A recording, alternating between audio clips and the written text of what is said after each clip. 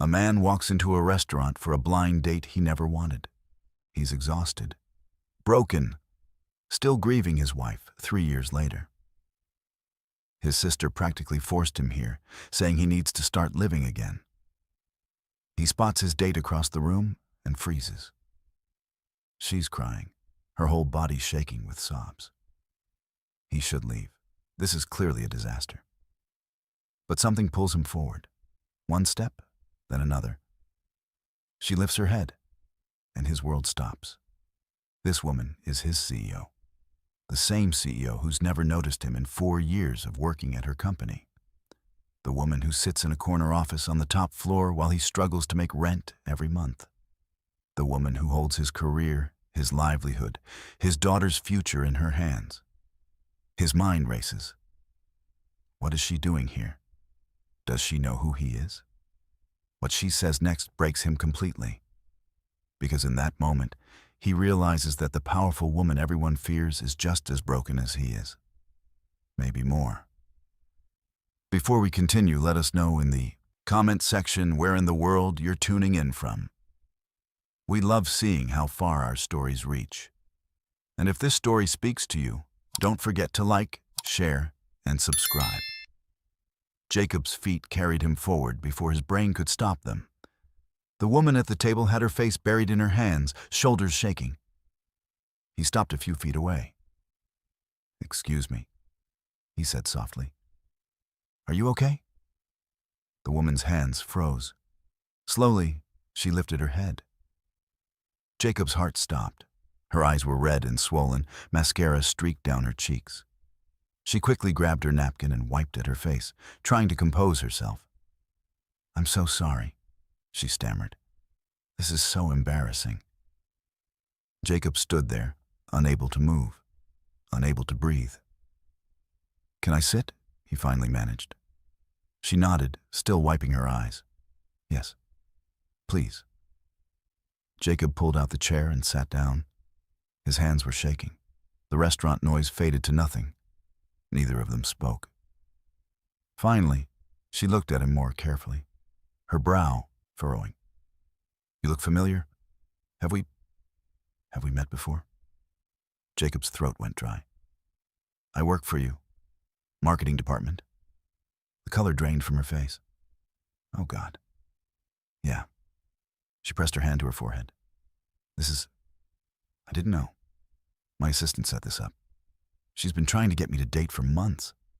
She just said your name was Jacob." She looked at him, mortified. She had no idea. "My sister set me up too," Jacob said. "Just said her name was Natalia." She let out a shaky laugh. "This is a disaster. Do you want me to leave?" "No," she said quickly. "Please don't. I don't know what to do here." "What were you expecting?" Natalia looked at him, and something in her expression cracked. "Someone who didn't know who I was. Someone who might see me. Not the CEO, not the money. Just me." Her voice was bitter, raw. "Is that why you were crying?" Jacob asked gently. She was quiet, deciding whether to answer. Then she nodded. "I drove here thinking maybe this time could be different. That I could just be Natalia for once." She laughed hollowly. Then I realized how pathetic that was. I'm 32, successful by every measure, and I'm so lonely I can barely breathe. Jacob felt something twist in his chest. He'd spent 4 years resenting this woman, and here she was, falling apart. "I've never been loved," Natalia said, her voice breaking. "Not really. Everyone who's been with me wanted my money, my connections, never just me." She wiped her eyes. "I see people with families, with children, with someone waiting at home, and I feel this ache that won't go away." The waiter appeared, uncomfortable. "Have you folks?" "Not now," Jacob said firmly. The waiter left. "I'm sorry," Natalia said. "You didn't sign up for this." "Actually," Jacob said quietly, "I didn't either." She looked at him questioningly. My wife died 3 years ago. Allison. Brain aneurysm. She was 32. One day she was here, the next she was gone. Natalia's expression softened. Jacob, I'm so sorry. She left me with our daughter Ariel. She's 8, and for 3 years, I've been trying to hold us together, working 70-hour weeks because if I stop, I have to feel everything. He paused. My sister said I'm just surviving, not living. She's right. But you had love, Natalia said softly. Real love. I did. And losing it nearly destroyed me. They sat in the weight of their confessions. Two strangers who'd stumbled into each other's pain. What's your last name? Natalia asked suddenly. I should know, but Morrison. Jacob Morrison. Natalia pulled out her phone and typed. Her expression changed as she read. Curious, then confused, then angry. What is it? Jacob asked. You submitted a proposal 3 months ago. Client outreach restructuring. Your manager marked it low priority. It never reached the executive team. Jacob's stomach sank. I spent 2 months on that. It's brilliant, Natalia said. This could increase client retention by 15%. She looked up, her eyes flashing. Who's your manager? Richard Collins. Why? Because he buried your work. Steel entered her voice. That ends now. You don't have to. Yes, I do. Natalia interrupted. I can't fix everything. I can't bring your wife back. But I can make sure your work isn't buried anymore. I can make sure you're not invisible. Something in Jacob's chest cracked open. Why? You don't even know me. Because I know what it's like to feel invisible, Natalia said quietly. People look at me and see a title, a bank account. You go to work and people see just another employee. Not the father working himself to death. Not the man still grieving. Just someone expendable. Jacob's throat tightened. That's exactly what it felt like. I'm going to change things, Natalia said. Starting tomorrow. Collins is gone. You're getting the recognition you deserve. Just like that. Just like that. I've been blind to what's happening in my own company, but I'm not blind anymore. The waiter returned. This time they ordered, neither really looking at the menu. When he left, Jacob leaned back. This is the strangest date I've ever been on. A small smile touched Natalia's lips. Me too. Tell me about your daughter, Natalia said. What's she like? Jacob's face changed completely.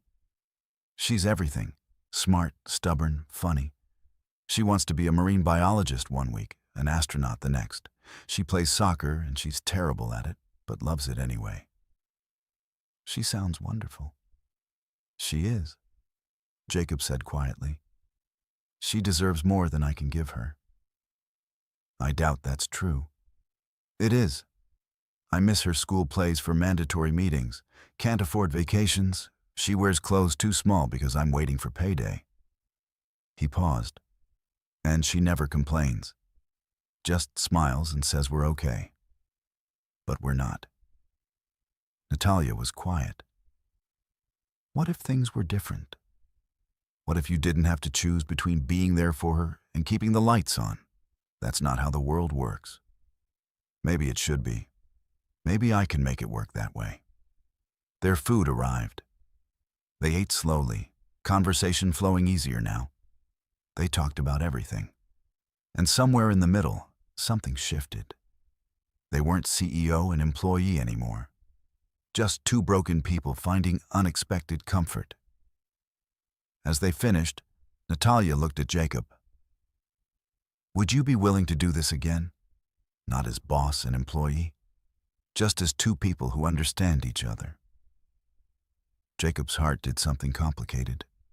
Fear and hope tangled together. I don't know if I'm ready. I'm not either, Natalia admitted.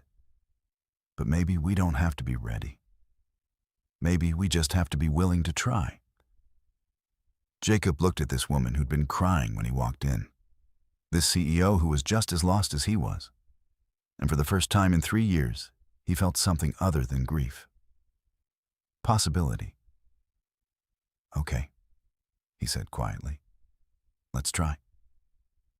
The next morning, Jacob woke up feeling different. Lighter, somehow. Like something that had been pressing on his chest for 3 years had finally loosened just a little. He made breakfast for Ariel, watched her eat her cereal while telling him about a dream she'd had about dolphins.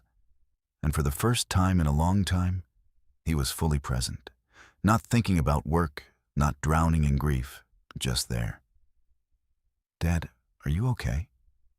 Ariel asked, looking at him with those big eyes that were so much like Allison's. "Yes, sweetheart, I'm okay." "You look different." Jacob smiled. "Different good or different bad?" "Different good," Ariel said, grinning with her gap-toothed smile. "You look happy." The word hit him harder than it should have. Happy. He couldn't remember the last time someone had called him that. "I had a good night," Jacob said simply. "Was it the date Aunt Jessica made you go on?" Jacob laughed. "Yeah, it was the date." "Did you like her?" Jacob thought about Natalia sitting across from him, mascara running down her face, telling him she'd never been loved. "Yeah, I think I did." Ariel's smile got even bigger. "Good. You deserve to be happy, Dad." Jacob's throat tightened. "So do you, kiddo." When Jacob got to the office, everything felt surreal. He walked through the same doors he'd walked through for 4 years, took the same elevator, sat at the same desk. But nothing felt the same. Around 10 o'clock, his phone buzzed. An email from HR. His heart started pounding. "Jacob Morrison, please report to the executive floor. Conference room A." Jacob's hands went cold. This was it. Natalia regretted everything. She was going to fire him for making things awkward, for knowing too much. He took the elevator up, his stomach in knots. The executive floor was different from the rest of the building. Nicer, quieter, the kind of place he'd never belonged. He found conference room A and knocked. "Come in," a voice said. Natalia's voice. Jacob opened the door. Natalia was sitting at the head of the table, dressed in a sharp, black suit, her hair pulled back. She looked nothing like the crying woman from last night. She looked like the CEO again. But when she saw him, her expression softened. "Jacob, close the door and sit down." Jacob did, his heart racing. "I wanted to talk to you before I made this official," Natalia said. "Last night, I told you things were going to change. I meant it. Natalia, you don't have to—" "I fired Richard Collins this morning," she said simply. Jacob's jaw dropped. "You what?" "I went through his files. Yours wasn't the only proposal he buried. He's been doing this for years, protecting his territory, making sure no one beneath him looked too good, making sure he stayed essential." Natalia's eyes were hard. "He's gone. So are 2 other managers who are doing the same thing." Jacob couldn't speak. "I'm restructuring the entire marketing department," Natalia continued, "and I want you to lead it." "What?" "I'm promoting you to Director of Marketing Strategy. Your salary is tripling. You'll report directly to me." She slid a folder across the table. "This is your new contract. Look it over. If you have questions, ask them." Jacob opened the folder with shaking hands. The numbers on the page didn't seem real. "Why?" he finally asked. "Why are you doing this?"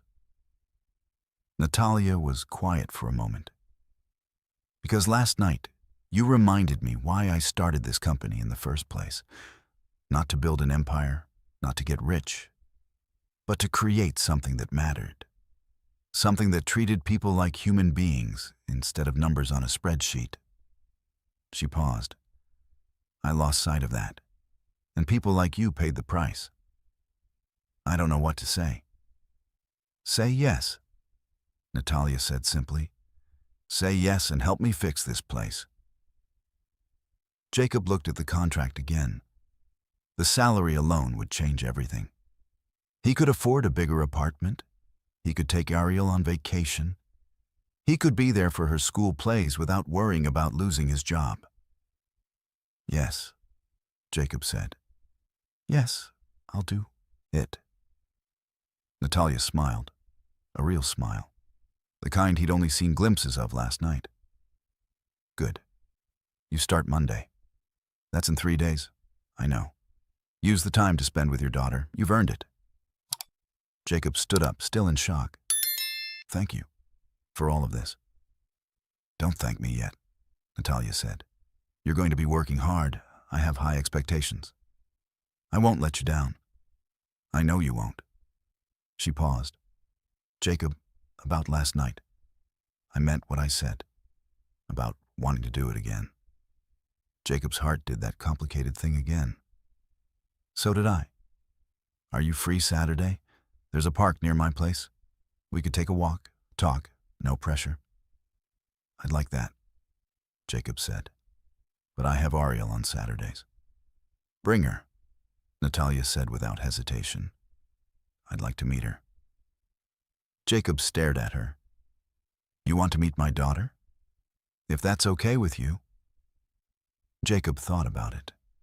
About introducing someone new into Ariel's life. About the risk. About what it might mean. Okay, he said, finally. Saturday. The park. Saturday came faster than Jacob expected.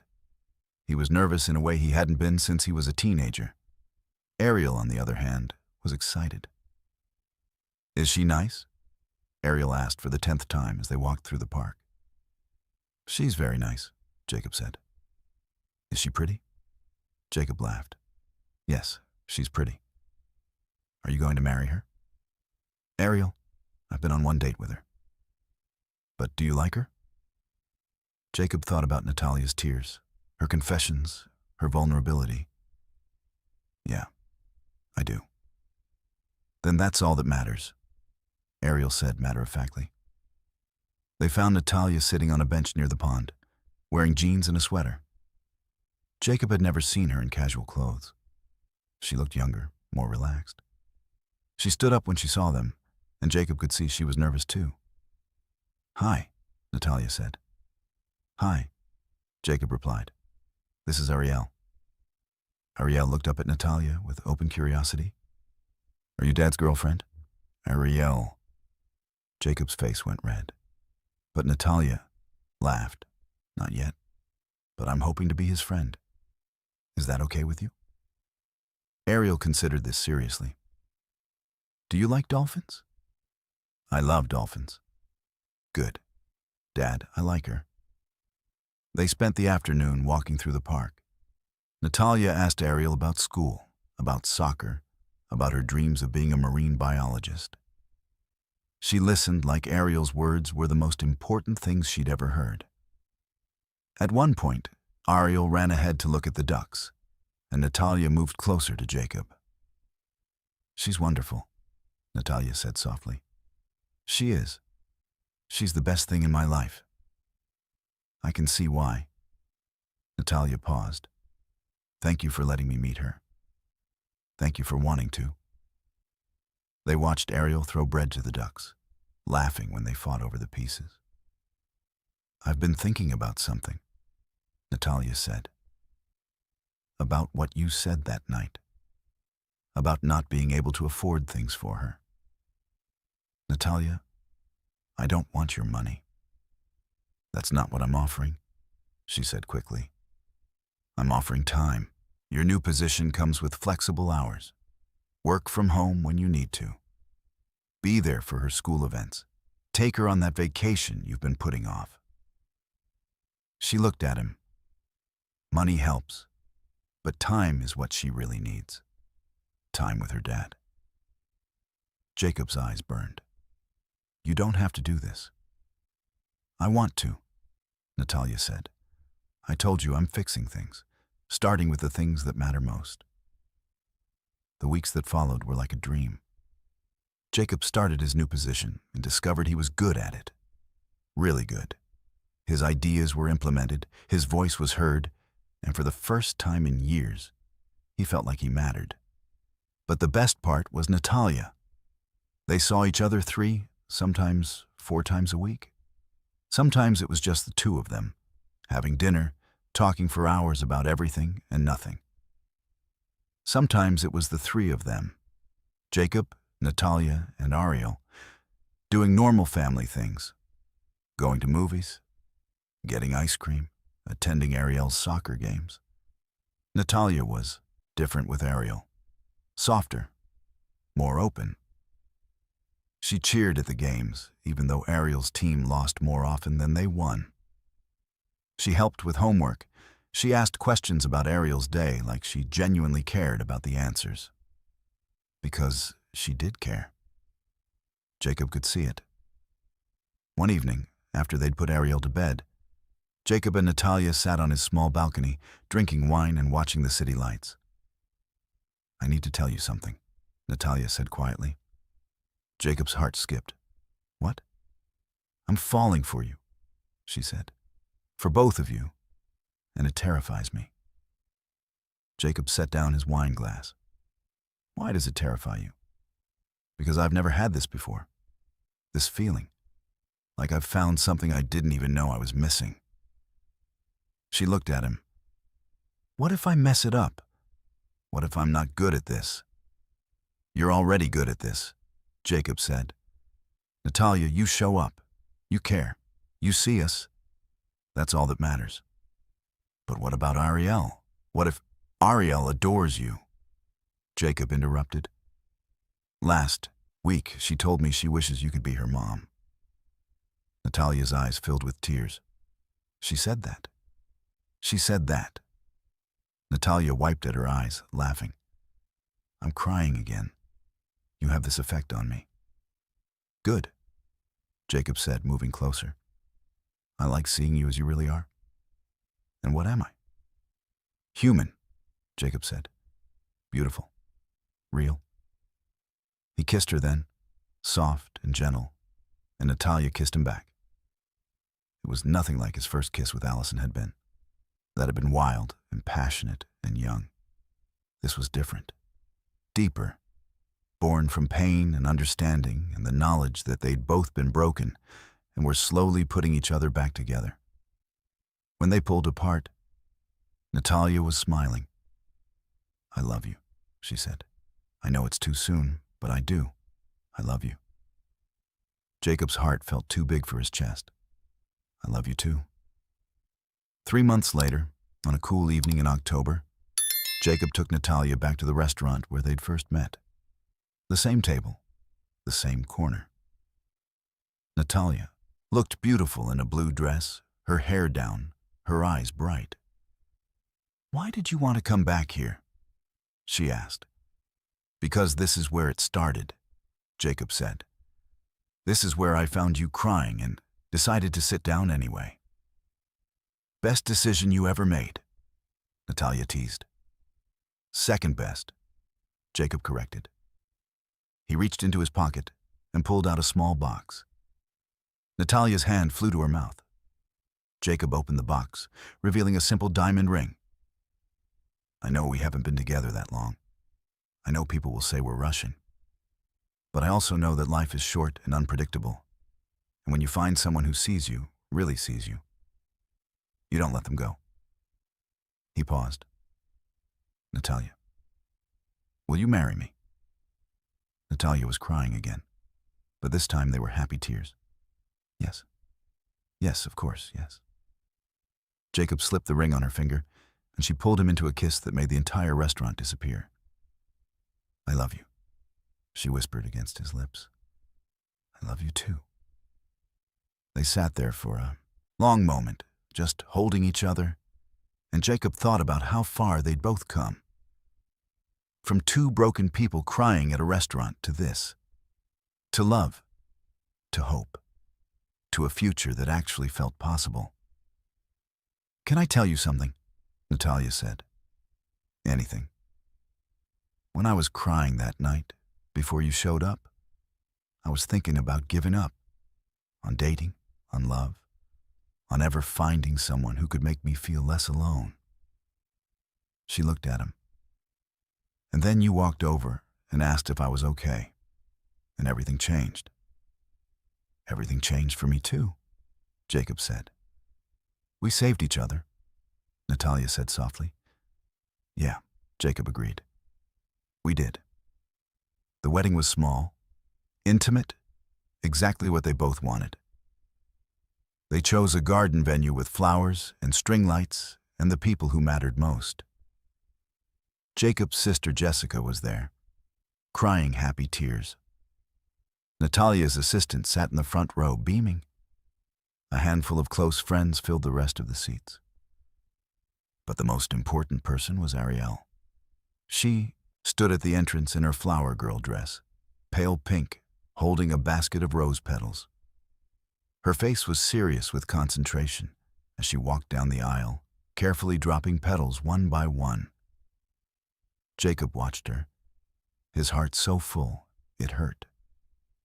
His little girl. The reason he'd kept going when everything felt impossible. And now she was leading the way to his future. When Ariel reached the altar, she grinned up at him. Jacob winked back, and she took her place beside Jessica. Then the music changed. Natalia appeared at the end of the aisle, and Jacob forgot how to breathe. She wore a simple white dress, her hair falling in soft waves. But it wasn't the dress that made his eyes burn. It was her face, the pure joy radiating from her, the way she looked at him like he was her entire world. When she reached him, she took his hands. "Hi," she whispered. "Hi," he whispered back. The officiant spoke briefly, then nodded to them. "Jacob and Natalia have prepared their own vows." Jacob went first, his voice shaking slightly. "Natalia, 6 months ago, I walked into a restaurant expecting nothing. I'd given up on feeling anything other than grief. And then I saw you crying, and something told me to stay. To sit down, to listen." His voice cracked. "You saw me when I was invisible. You made me believe I could live again, not just survive. You loved my daughter like she was your own. I promised to see you, always. To hear you, always. To love you, always."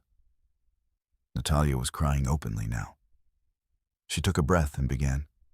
"Jacob, I spent 32 years believing I was unlovable, that I was destined to be alone." Her voice was soft but steady. "And then I met you on what was supposed to be just another disappointing date. You saw through every wall I'd built. You didn't run. You stayed." A tear rolled down her cheek. "You gave me something I never thought I'd have. A family, a home, not a house, but a home, a place where I'm just Natalia.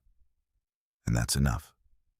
I promise to love you and Ariel for the rest of my life. By the power vested in me, I now pronounce you husband and wife. You may kiss your bride." Jacob pulled Natalia close and kissed her, both of them crying and laughing at the same time. The small crowd erupted in applause. Ariel ran up and threw her arms around both of them. "You're married. Does this mean Natalia's my mom now?" Natalia knelt down, tears streaming. "If that's okay with you." "It's more than okay," Ariel said. "I've been waiting for a mom." Natalia held her, and Jacob wrapped his arms around both of them, his girls, his family. 3 months later, they stood in the same park where they'd had their first outing with Ariel. The leaves were changing colors, painting everything in gold and red.